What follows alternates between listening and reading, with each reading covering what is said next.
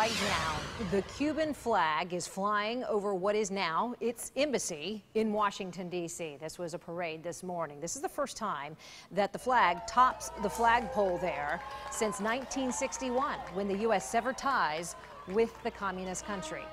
And also a new era in Havana today as well. Our embassy there drawing hundreds of people, many waiting in line before dawn. No doubt a lot of families seen there hoping to travel here to the United States as well.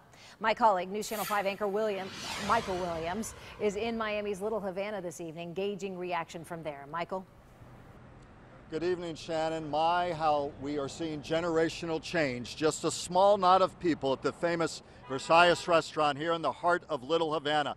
I came here as a reporter in 1984. Anything to do with the then Fidel Castro regime brought unanimous opposition and outpouring in the streets, whether it was the Brothers to the Rescue shootdown in 1996, the Elian Gonzalez child custody battle in the year 2000, on and on again. When Fidel Castro became ill in 2006, hundreds, if not thousands of people would be on these streets. But we have footage today of protests, but they were small, relatively tame against that large historic backdrop.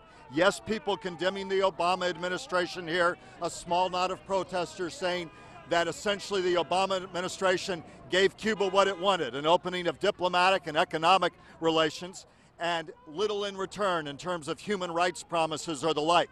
But the reasoning from the Obama administration is that for more than 50 years of a Cold War deep freeze, nothing was accomplished. Why not try something new? And yet for many people with old scars, like the young man whose father was a political prisoner and who talked to me a short while ago, it's tough to take. Obama's proven he's one of the weakest negotiators we've seen in our government. He's pretty much given every concession. I think it's sad that human rights abuses have escalated during this time of negotiations.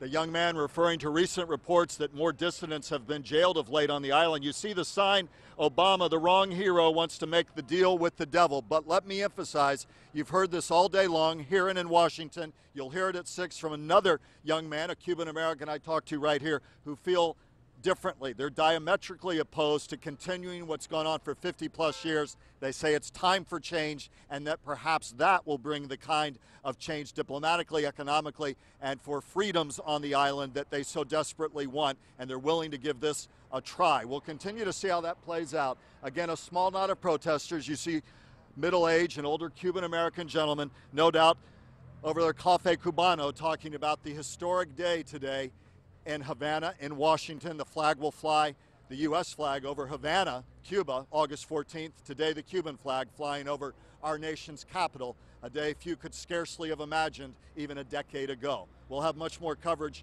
including reaction from Cuban-American lawmakers who are unified in their opposition to what is happening here. I'll have all of that at 6 o'clock. Reporting live from Little Havana, Michael Williams. Now back to you. Michael, thank you.